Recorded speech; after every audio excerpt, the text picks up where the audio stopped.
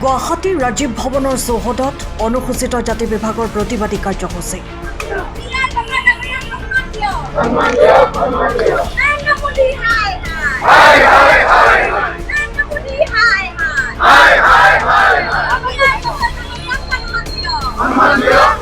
উচ্চতম ন্যায়ালয়ৰ মুখ্য ন্যায়াধীশ বি.আৰ. গাৱাইক কৰা অপমানৰ বিৰুদ্ধে প্ৰতিবাদ।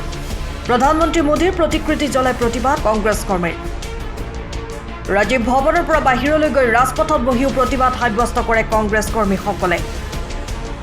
অনুসূচিত হোৱাৰ বাবেই এই অপমান হ'ল নেকি মুখ্য ন্যায়াধীশজনৰ প্ৰতি? কিয় সেইগৰাকী অধিবক্তা আজি মুকলি আকাশৰ তলত থাকিব পাৰিছে? প্ৰশ্ন কংগ্ৰেছৰ। ইফালে ৰাজীৱ ভৱনত প্ৰাক্তন মুখ্যমন্ত্ৰী তৰুণ গগৈ জন্ম বাৰ্ষিকী পালন। শ্ৰদ্ধাঞ্জলি জনাই প্ৰয়াত কংগ্ৰেছী নেতা তৰুণ গগৈ স্মৰণ কংগ্ৰেছী কৰ্মীৰ। জন্মদিন পালন কৰি তৰুণ গগৈ ৰাজনৈতিক জীৱনৰ সোঁৱৰণ কৰিছে কংগ্ৰেছ কৰ্মীসকলে। ৰিপুণ বৰা, অকণ বৰা, আব্দুল খালেকসহ বহুকেইগৰাকী জ্যেষ্ঠ কংগ্ৰেছ নেতৃত্ব উপস্থিত থাকে শ্ৰদ্ধাঞ্জলি অনুষ্ঠানত।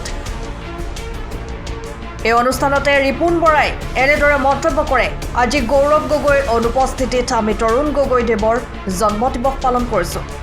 তেখেতে দিল্লীত পিতৃক শ্ৰদ্ধাঞ্জলি জনাব।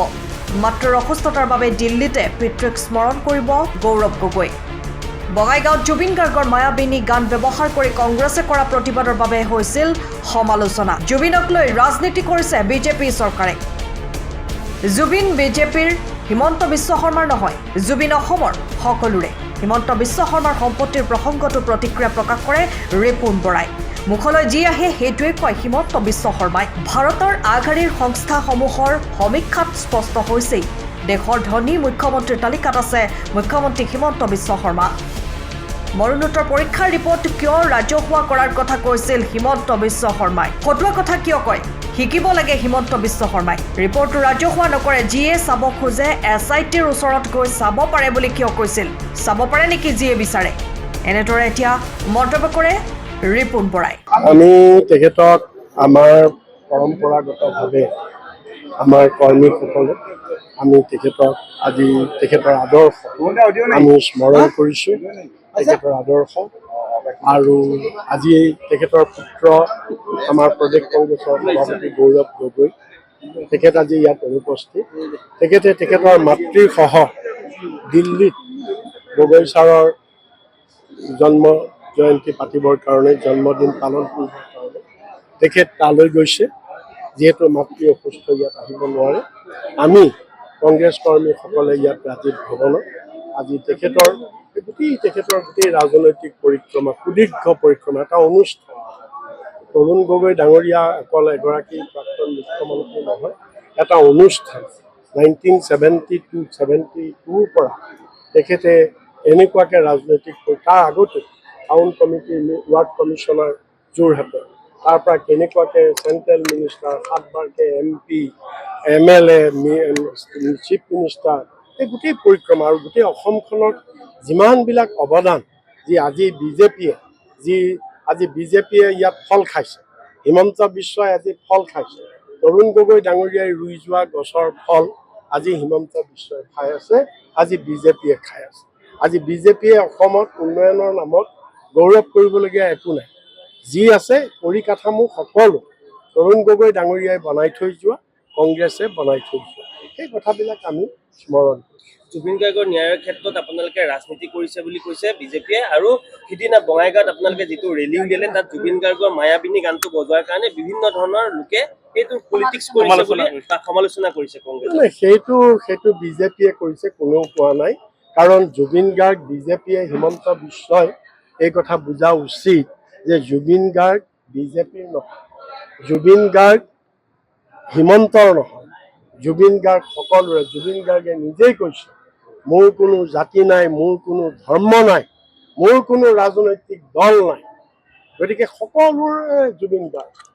অকল হিমন্তৰেই জুবিন গাৰ্গক ভাল পোৱাৰ অধিকাৰ নাই, অকল বিজেপিৰেই জুবিন গাৰ্গক ভাল পোৱাৰ অধিকাৰ নাই। অসমৰ সম্পদ আমাৰ সকলোৰে। গতিকে আমি কোনো ৰাজনীতি তেওঁহে কৰিছে। আবুল তাবুল কথা কোনে বলে কৈছে? আজি তেওঁ আবুল তাবুল কথা, ফটোৱা কথা কোনে বলে কৈছে? জুবিন গাৰ্গ যাক লৈ আজি বিশ্ব, তেওঁৰ প্ৰেছ কনফাৰেন্সত তেওঁ কি কৈছে?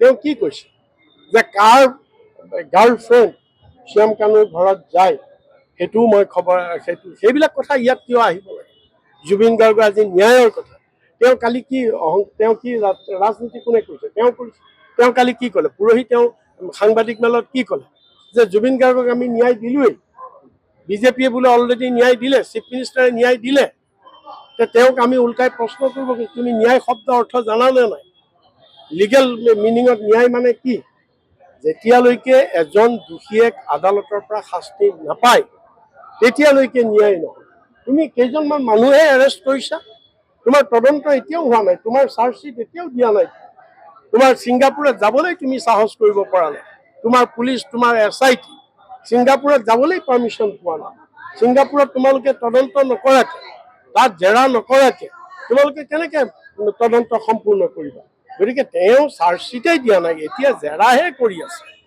গতিকে তেওঁ কৈ দিলে আমি ন্যায় দিলোঁ এনেকুৱা ডাংকুপ মাৰ্কেট এইবিলাক ৰাজনীতি নহয় কি এইটো ৰাজনীতি তেওঁ কৰিছে ৰাজনীতি আমি নাই কৰা মুখ্যমন্ত্ৰী হিমন্ত বিশ্ব শৰ্মাৰ অকল দৰমহাটোৱে আছে বাকী অকণমানো ধন নাই কালি তেওঁ কৈছে সেইটো এতিয়া মানে কম কি তেনেকুৱা তেওঁৰ কথাবিলাকতো তেনেকৈ আপোনালোকে জানে যে তেওঁতো এনেকুৱা বহুত কথা আগতে কৈছে কিমানবাৰ ক'লে মই আত্মজাহ দি দিম অমুকটো নহ'লে অলৰেডি সেইবিলাকতো চব তথ্যত আছে আমাৰ ক'বলগীয়া একো নাই নহয় এইটো গোটেই যিটো ভাৰতবৰ্ষৰ বিভিন্ন যিবিলাক সংস্থা এই সংস্থাবিলাকে যিবিলাক ছাৰ্ভে কৰে সেই ছাৰ্ভেত অলৰেডি কৈ দিছে যে তেওঁ ভাৰতবৰ্ষৰ দ্বিতীয়জন ধনী মুখ্যমন্ত্ৰী গতিকে আৰু আটাইবিলাক মুখ্যমন্ত্ৰী আৰু এই লুকাবলৈ নাই নহয় তেওঁ যিটো ইলেকশ্যন কমিশ্যনে যি এফিডেভিট দিছে এফিডেভিটতে স্পষ্টভাৱে আছে চব পাব্লিক ডমেইনত আছে চালেই হ'ল গতিকে তেওঁৰ কথাটো কি তেওঁ এনেকুৱা মানুহে এনেকুৱাই ক'ব তেওঁ ভুল কথা কৈ মানুহক বিপথে পৰিচালিত কৰে তেওঁ কি ক'লে তেওঁ ক'লে যে জুবিন গাৰ্গৰ মৰণোত্তৰ পোষ্টমৰ্টেম ৰিপৰ্ট আমি পাব্লিক নকৰোঁ অল ৰাইট কিন্তু তেওঁ ক'লে যিকোনো মানুহে চাব পাৰিব CID অফিচত আহি যিকোনো মানুহে চাব পাৰিব এজন মুখ্যমন্ত্ৰী আইন নাজানে নেকি তেওঁ আইন নাজানে নেকি এটা পোষ্টমৰ্টেম ৰিপৰ্ট যিকোনো মানুহে চাব পাৰে নেকি গৈছিল নহয় তেওঁৰ কথা মতে আমি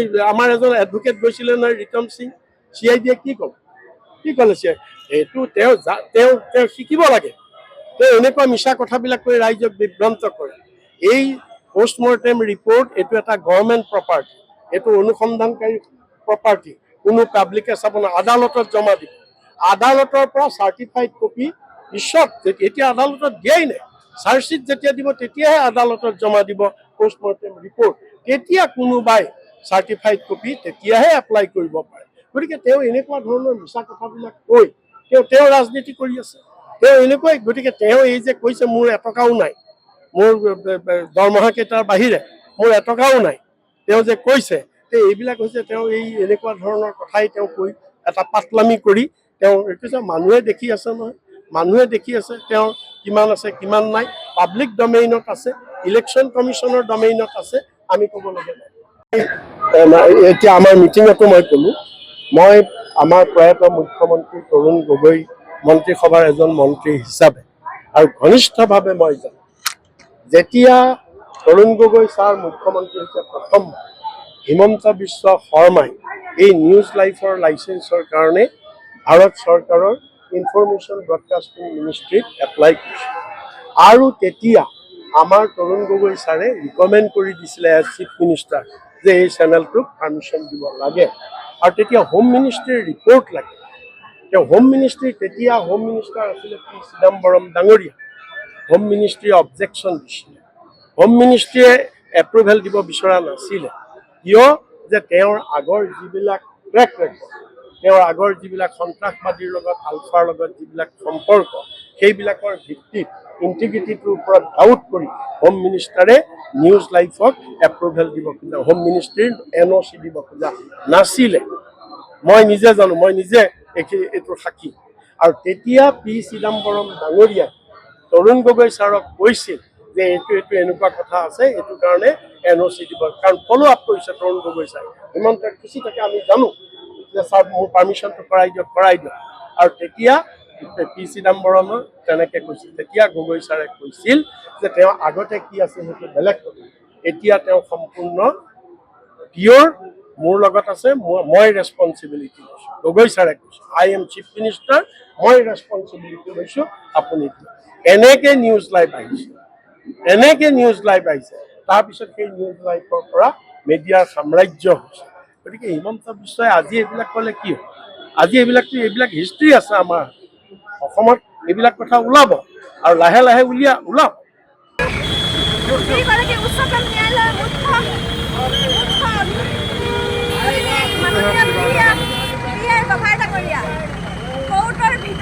কোৰ্টৰ ৰুমৰ ভিতৰত এগৰাকী অভিবক্তাই জোতা দলিয়াইছে। গতিকে সেই সেই উকিলজনক আজি বিনা চৰ্তে মুক্তি দিলে। আজি যদি উচ্চতম ন্যায়ালয়ৰ আমাৰ PR গভাৰ ডাঙৰীয়াই যদি ন্যায় নাপায়, আমি সাধাৰণ ৰাইজ এই চৰকাৰখনত সুৰক্ষিত হ'ম নে বাৰু?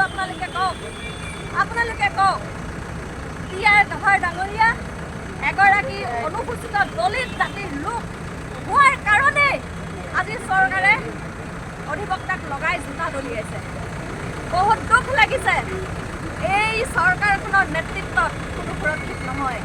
তেওঁলোকে ভাবিছিলে যে আমি গাদীত বহি সকলোকে, আমি শাসনলৈ আহি সকলোকে হাতৰ মুঠি ৰাখি নেপায় এনেকুৱা কৰিব। পাপ লাগিব নৰেন্দ্ৰ মোদী ডাঙৰীয়া, হিমন্ত বিশ্ব শৰ্মাৰ পাপ লাগিব।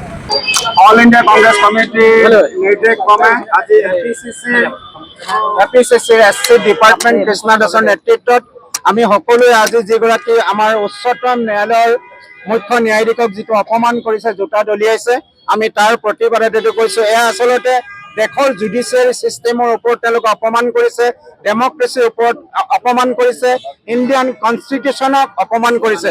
গতিকে এনে অপমান আমি দেশবাসীয়ে কেতিয়াও সহ্য নকৰোঁ। মুখ্য ন্যায়াধীশ, তেওঁ chief justice of supreme court, তেখেতক এনেকুৱা অপমান কৰে, যি জোতা দলীয় যিটো অপমান কৰিছে, ইয়াৰ প্ৰতিবাদ কৰিছোঁ। যিগৰাকী এনেকুৱা অপমান কৰিছে সুপ্ৰিম কোৰ্টত চিফ জাষ্টিছক, ইয়াৰ যাতে উচিত বিচাৰ হয়, ন্যায় হয়, আৰু যিজনে দোষী তেওঁক যাতে শাস্তি দিয়ে। সময়ৰ খবৰ সময়ত পাবলৈ ফ'ল' কৰক টাইম অফ আছাম।